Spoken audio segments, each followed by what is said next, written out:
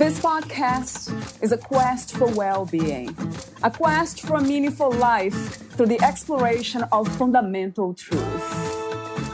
Enlightening ideas, insights on physical, mental, and spiritual health. The inspiration is love. The aspiration is to awaken new ways of thinking that can lead us to a new way of being well. Welcome to Body, Mind, and Soul Healing Conversations.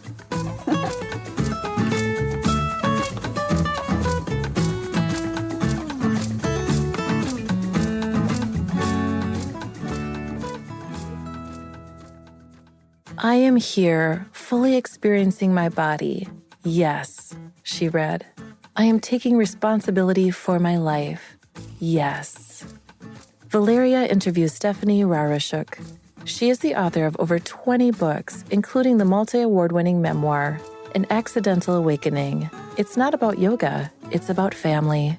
She's written about everything from the chakras and Ayurveda to motherhood and dream yoga. Stephanie coaches heart-centered clients through writing and publishing their books, getting their message into the world. Meet Stephanie at stephaniehrehirchuk.com and stephaniehrehirchuk.ca. Here's the interview with Stephanie Hrehirchuk.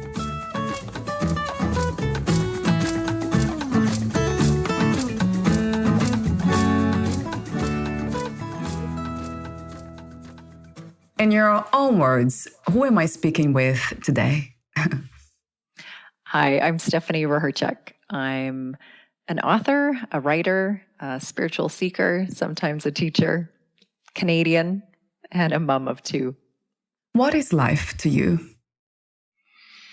Oh, that's a good question. I would say that answer varies from day to day. Some days life is just pure exploration and creativity and experiencing everything you can experience through all the senses.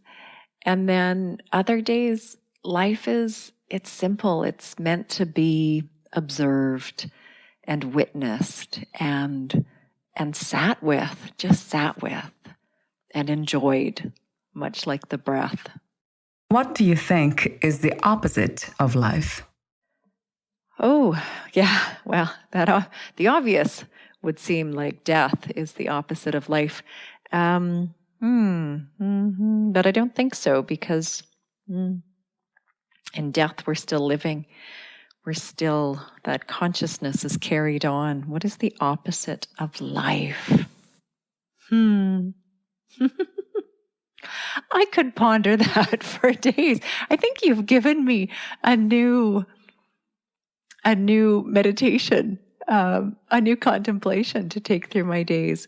The opposite of life. I don't believe it's death, but I guess that would be the obvious. We're no longer living in this world with these senses. What is the purpose of the human experience? Oh, there's another one that varies from day to day. If you listen to some of the great teachers and masters, the purpose of the human experience is existence and awareness and being in the present moment. I think the witness really comes up.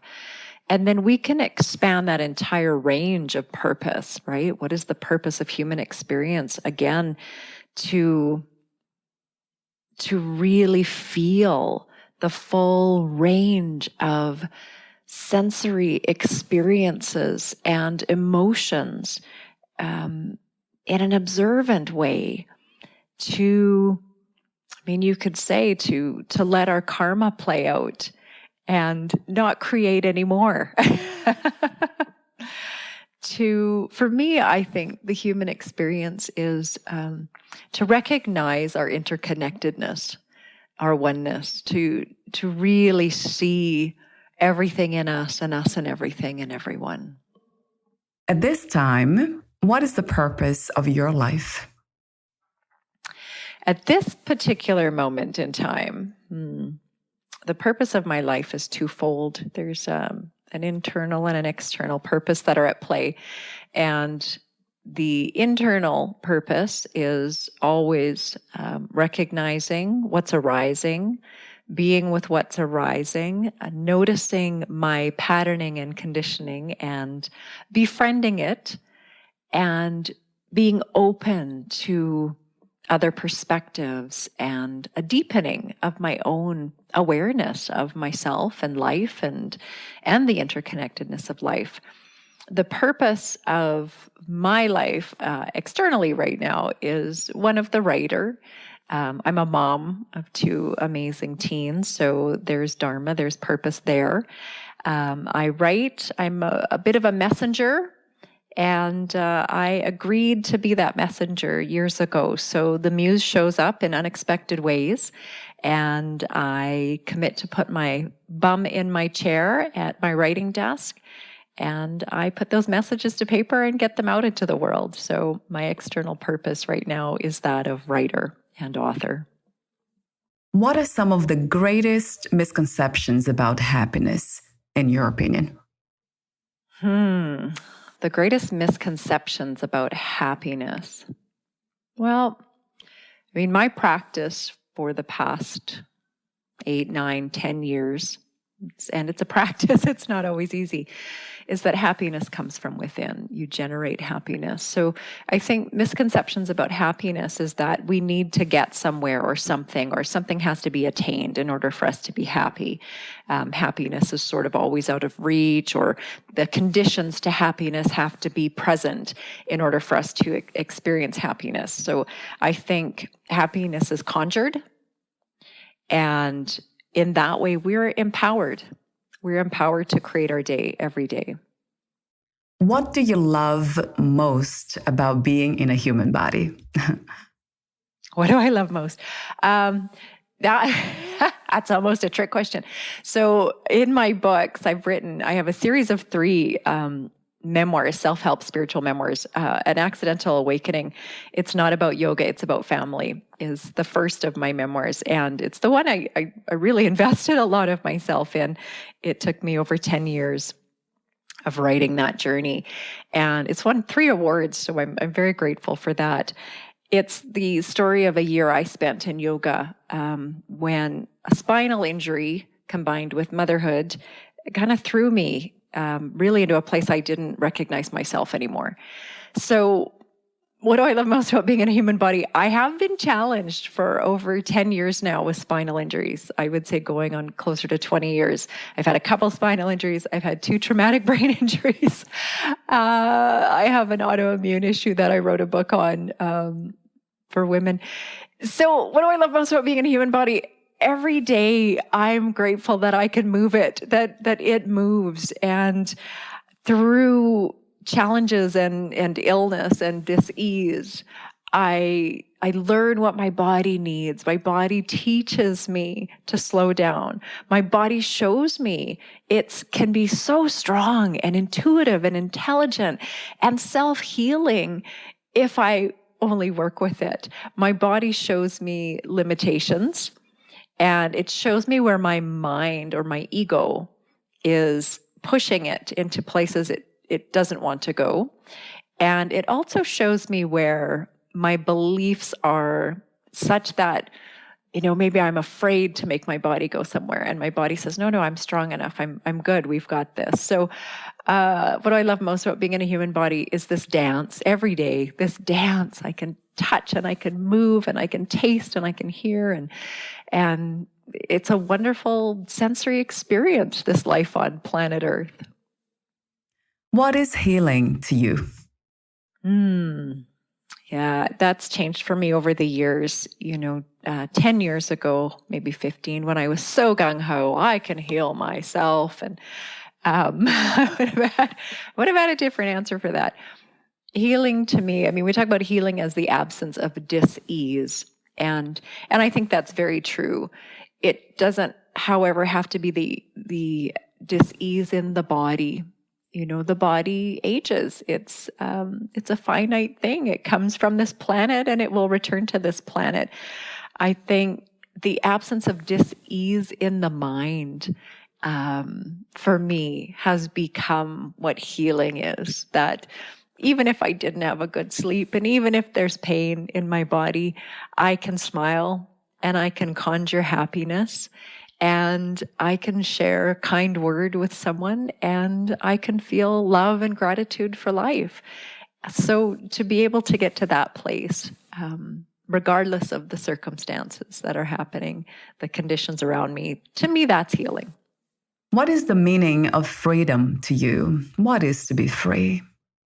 Oh, freedom's something I have a lot of 5s in my numerology. So freedom to me is kind of that's the number one thing I go after. There's a lot of goals my ego and my will try to facilitate. But for me, it's always freedom. It's always freedom. And freedom is that I can move with whatever the energy is today. I like to be in flow. And it's not in, kind of like the state of bliss where everything's easy. It's not that kind of, we get into states of flow, creative flow when we're writing, and you kind of lose yourself in pockets of time. It's not that. It's that I can wake up in the morning and move with the energies that meet me today. Right? I haven't overscheduled myself, and my mind's not so busy thinking about everything that I don't see that leaf that's falling from the tree in the beautiful autumn wind, or the snow that's gently touching down, or the smell of the rain. That's freedom to me, is I'm in the energy of the moment. At this time, what is the world's greatest need?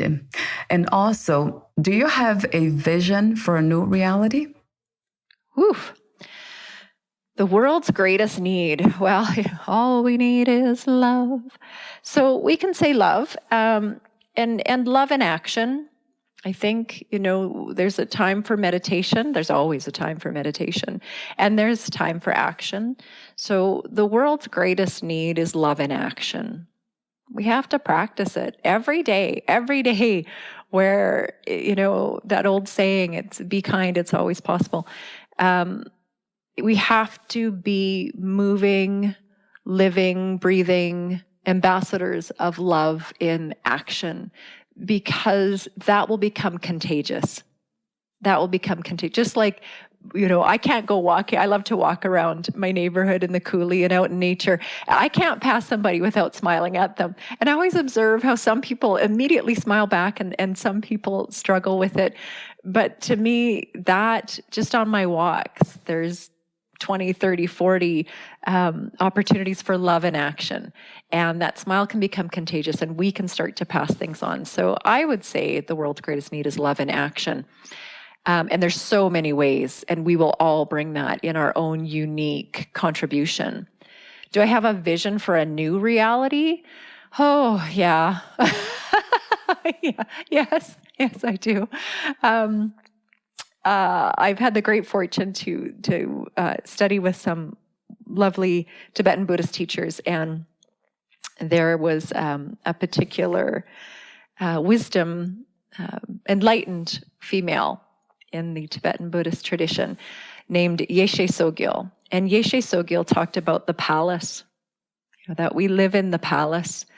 And in this palace, we are all wisdom beings. And every sound is mantra. And I often conjure the palace when I'm out and about in the grocery store. Every sound is mantra, and every person around me is a wisdom being, and we are already in the palace. So that's my vision for a new reality. Can we all acknowledge that we live in the palace, all wisdom beings here, and all surrounded by mantra? What is your understanding and idea of love? It's So love has so many different forms, right? We have the romantic love. I'm a mom, so I have, a mother's love. And then there's love that's deep compassion. So I think love is flexible and mobile and enduring and transformative and encompasses a range of, I think, more words than we can use to describe it. The deepest understanding of love for me is in those moments of gratitude. There's a chapter in An Accidental Awakening. It's quite a funny book because I'm very honest in it. I'm angry through a lot of that book. So, it's not all fluffy kittens and rainbows and unicorns. It's a true account of my struggles. And there's a point where we're at third chakra retreat. So for a year, we met a group of strangers, met every 40 days in a cabin out in the mountains. And we would move through a different chakra over the course of this year. And, we take those practices home and try to bring them. I'd try to bring them into life as a mom and a wife. And we went away for a weekend. Our group went for a third chakra retreat, fire retreat. We did all sorts of crazy things. We were walking on hot coals. I mean, it was absolutely pushed all of my buttons and boundaries. And I learned so much that weekend. But there was a labyrinth that we were walking.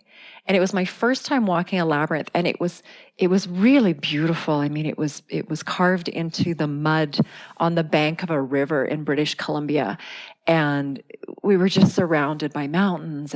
But it was a scorching hot day, and I'd driven 3 hours to get up there, and it just felt like we were racing the whole time. It was a true fire retreat. I was pretty hot under the collar. And so I'm in this labyrinth, and I'm angry, and I'm sweaty, and I'm hot, and I wanted my water. And now we have to slow right down. And there's people ahead of me, and I can't go at my pace. I have to move at their pace. And my mind, I'm noticing all of these comments that my mind is making. And I just want to get to the center. Can we just get to the center? Because in my mind, that's the payoff. There's an altar in the center. And I got to the altar, and we were supposed to bring an item to leave at this altar. And I'm looking at all of these beautiful and such unique individual expressions of what each person before me has left that really captures something of importance to them, something that means love to them. And it suddenly hits me that I've forgotten my item because it was such a whirlwind to get there. I'd left my item in the trunk up by my cabin, and I was standing at the center. And I don't know what hit me. I guess reverence.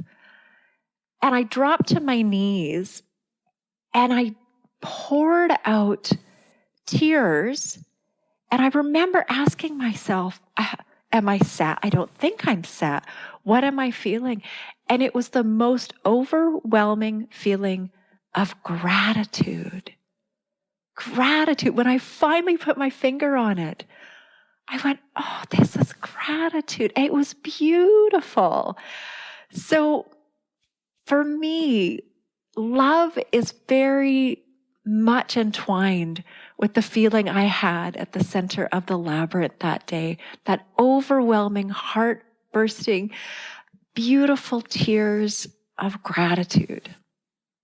What is inner peace to you? Inner peace. So inner peace, that one's pretty easy because it's something I work with every day, is allowing my mind to be as busy as it needs to be, allowing those thoughts to come and go like clouds, and to recognize that that is the nature of mind, that people around me are busy, that there's things to do, stuff's coming and going, but it's not taking me offside every second of the day. So I can watch it, I can move with it, and I'm aware that that's not me. What, where, and who is God to you? Ooh, good one.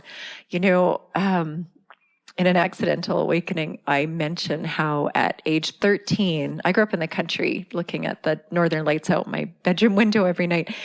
And at age 13, I had this tiny little Bible tucked in my closet that was from my christening. We hadn't gone to church since I was 5 years old. And I had a lot of questions. And I wanted answers. And I was out in the middle of, the farm, couple horses, lots of cats running around, whatever dogs we had at the time. And nobody seemed to have these answers. So I read the Bible cover to cover, and I was sure I was going to find the answers in there. And I didn't. I learned a whole bunch. I gathered a bunch of information. I remember thinking Psalm 23 was quite nice. But I remember thinking, well, that didn't give me any more understanding than I had before. And it was because I wanted to experience something. I needed to feel something in my bones. But I will tell you what I do remember on the farm at 13 is walking across the freshly cultivated field, the mounds of dirt. It's a bit of a struggle if you've ever walked through a freshly cultivated field, to get to a great big flat top rock in the tree line and lay on it on my back and listen to the wind in the trees, listen to the birds. It was riding my snowmobile out into the middle of a field on a full moon, killing the engine and the lights, and then laying with my face up to the stars in the quiet, insulated winter snow. It was taking my skates out onto the frozen pond, and there's not a sound. And so for me, I realized I went looking for God in that Bible. I went looking for spirit. I went looking for source. I went looking for connection. I went looking for my origins. And I was finding that every time I went out into nature. Every time I went into nature, nature just embraced me and said, you and I are connected, and listen to this. This is magic. So I think even in all my studies over the last 20 years, that is still my greatest connection to God, to source, to spirit, to Buddha, is being in nature. What is to be spiritual, and what is spirituality? Yes. These are such good questions. So I wrote a book called Householder Yogini, Practices and Journaling Exercises for Women Who Live at the Intersection of Spirituality and Family. So if I wrote a book, I better know what spirituality is. And no, I don't think anyone can, these are things we can't define. We don't often have the words for it. To me, spirituality is, it's personal to everyone. It's an individual process. It's a quieting, it's a quieting of the noise and the mind so that we can deepen our connection to what is source for us, what is a source of wisdom for us, what is a source of nourishment for us, what brings us in touch with, we've already talked about these questions, what brings us in touch with love and gratitude and compassion and interconnectedness. I think that will be unique to each person, but to me, that's spirituality. And then, of course, we put that into action. How do you define success? What is to be successful to you? Oh, tricky one, because in the West, our egos we love to chew on success, don't we? To me, success is living in harmony and alignment. So, like I talked about before, getting up and being able to flow with the energy of the day, right? My son pops by. He's moved out now to university. He pops by for a surprise visit. To be able to say, of course I can put down what I'm doing. Yes, I have time for you. Come on in. Let's have lunch. What's up in your young life? That's success for me. That freedom, love in action, having the time and the space and the place and the people to enjoy this life with. That's success. So, why did you choose to do what do you do? So I didn't really choose. I mean, I guess we can say we always choose everything, but I didn't consciously choose what I do. I always say it chose me. I was a personal trainer. I was an athlete, competitive athlete from the age of 12. I'd been to school a couple times. I studied chemical technology. I'd studied cinema, television, stage, and radio in broadcast news. And I'd been in real estate, sales, oil and gas marketing, those fives in my numerology, lots of change and freedom and movement. But one thing that I loved was movement. I loved sports. Even when I was doing my own fitness, I took courses so that I could better understand the physiology and how I could train my body and what it needed. And I started taking advice from, random people at the gym. I thought, no, I want an understanding of this. And I was so lit up that I would talk about it all the time, health and wellness, health and wellness, health and wellness. And then I just fell into personal training. And I thought that was it for me. I mean, really, I loved it. I worked with people who had health and fitness goals. I worked with people who had serious high blood pressure issues, who recovered from heart surgery. I loved my clients and I loved my work. And I thought I'd do it till I was 90. And then the first spinal injury came along and said, nope, we're done that. And then came my exploration into yoga and Reiki and energy medicine and Qigong and all of the complementary alternative medicines, and I started teaching yoga. And I thought, okay, this is wonderful. Now I've really found it. And then I had my second spinal injury, and that was my cervical spine. And that was no more asana. So my yoga practice became living yoga. And I had sat on the couch for about 3 months in excruciating pain. I wasn't sleeping at all. I could barely get dressed to go pick up my daughter from school. I was just really in so much discomfort and a lot of depression and, accompanying this lack of sleep and inability to move and so much pain. And I think I'd been 3 months into watching Hallmark movies on the Women's Network when a thought occurred to me. I might always be in this level of pain. This might be it for me. I might not heal from this one. And I thought, then let's just get on with it. Let's just do some of the things we want to do. Now, movement wasn't going to happen. I wasn't going back into the gym anytime soon or on my yoga mat. But I'd been journaling a lot since my yoga exploration, my year in yoga. And that year had been so transformative to me. And I finally thought, let's write that book. I can sit and write. And the interesting thing was, I remember one day being so lost. I clearly must have been in the creative flow state. I'd been so lost in writing that when I'd finished and closed my laptop, I suddenly realized I had no pain. And I hadn't even thought about the pain the whole time I was writing. And so this strange phenomenon started to happen for me that the more I was writing, the less pain I was in.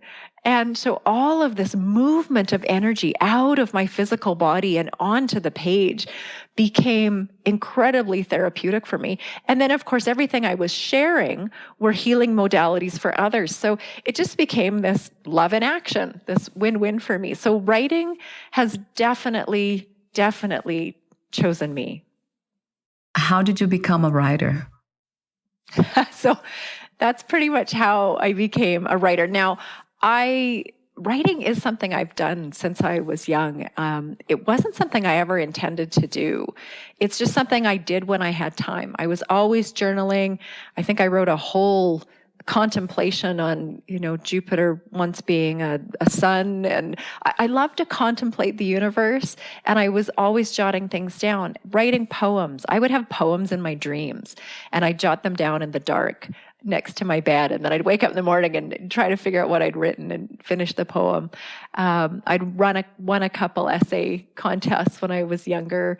I think I'd won something at the small Red Deer Fair one year after my grandmother told me to enter a poem. So writing has always been a part of me. I think I just didn't understand that it was something I would do with my life. It was something I did to understand life. And now it's something that I do with my life. What was the inspiration, intention, and purpose of writing your book? The inspiration. So the spinal injury definitely had me start writing.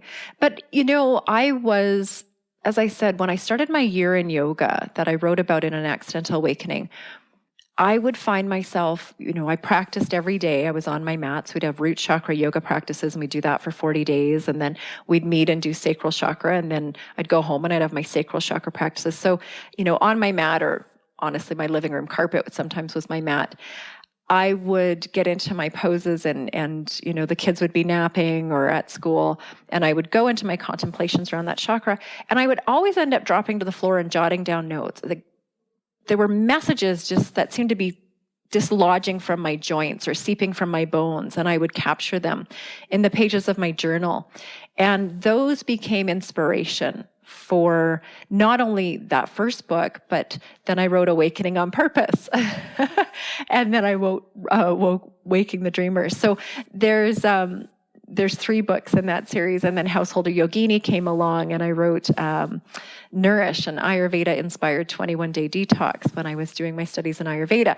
So every time I would learn something and it would light me up and nourish me, I would want to spread that and, be that messenger and agree to show up for the muse and share that with others. Talk to me for a moment about the services you offer. So part of my numerology 5s, I'm always offering different things. One of the things I do is I work with writers in helping them get their books into the world. I help with the self-publishing process. I am an indie author. Part of that came from my children's book series. Was actually the first I published because I was nervous about publishing my memoir. I was like, oh my goodness, I'm going to put all of my vulnerable pieces out into the world. So I started with a cute children's book story, and I wanted to donate the profits. I wanted to have a tree planted for every print copy sold of the book. And at that time, it cost me $2 to have a company plant a tree. And I knew there was no way that was going to work with traditional publishing. So I decided to independently publish that. And once I got into indie publishing, I thought, this is fantastic. Like what an incredible, steep learning curve.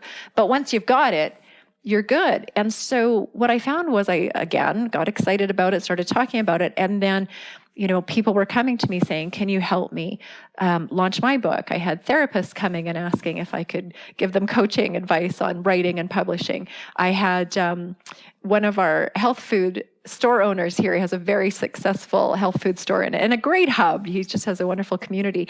And he wanted to do his elixirs cookbook and recipe book, and asked if I'd help him do his crowdfunding campaign and walk him through that. So I spend, I would say, in terms of services, it would be coaching, writing, and coaching folks in getting their messages. People have great stories, and traditional publishing it's shrinking, right? If we all wait for traditional publishing, the world's going to miss some really, really great stories and some incredible wisdom that people are walking around with in their back pockets. So I'd love to help coach folks in getting that out into the world. Where can we find more information about you, your work, products, services, and future projects? So when I worked with a writing coach years and years ago, she said, you have to change your last name or come up with a different writing name because no one can spell or pronounce your last name. And that's true. However, write it down because I am the only Stephanie Hrehirchuk. So when you do manage to pop me into Google search, I'm the only one coming up and I will come up everywhere. So I do have a website, stephaniehrehirchuk.ca. I also have stephaniehrehirchuk.com, and it's HREHIRCHUK,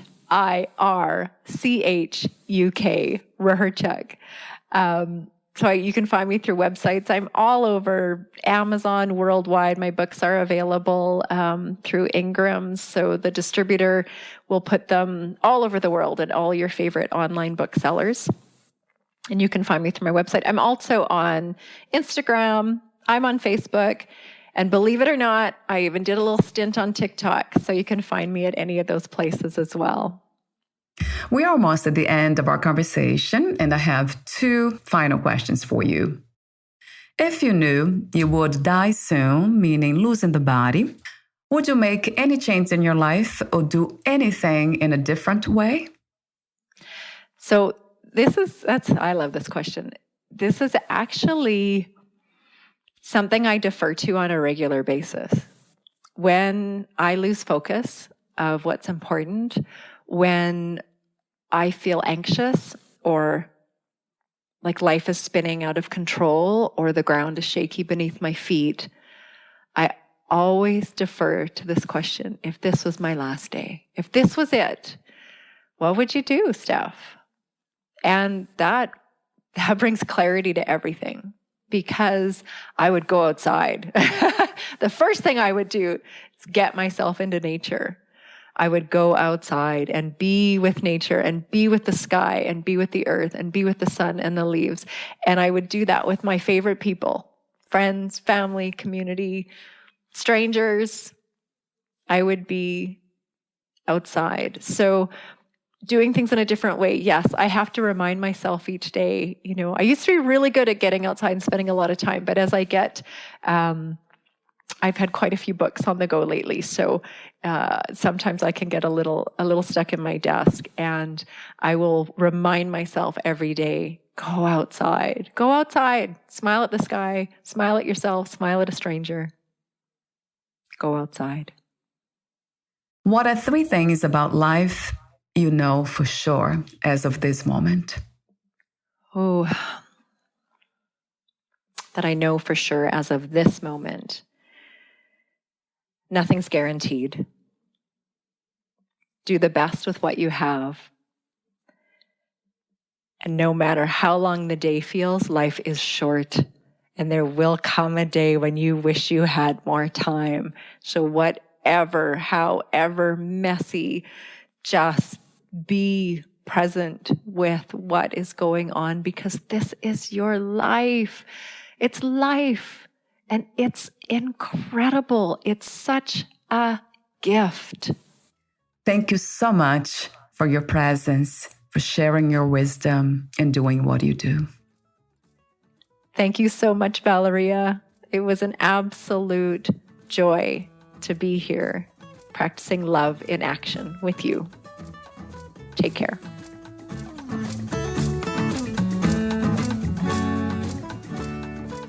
Thank you for listening.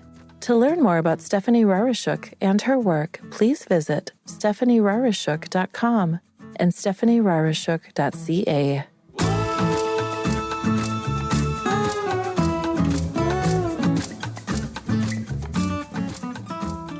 To learn more about this podcast, please visit fitforjoy.org/podcast. Thank you again for listening, and bye for now.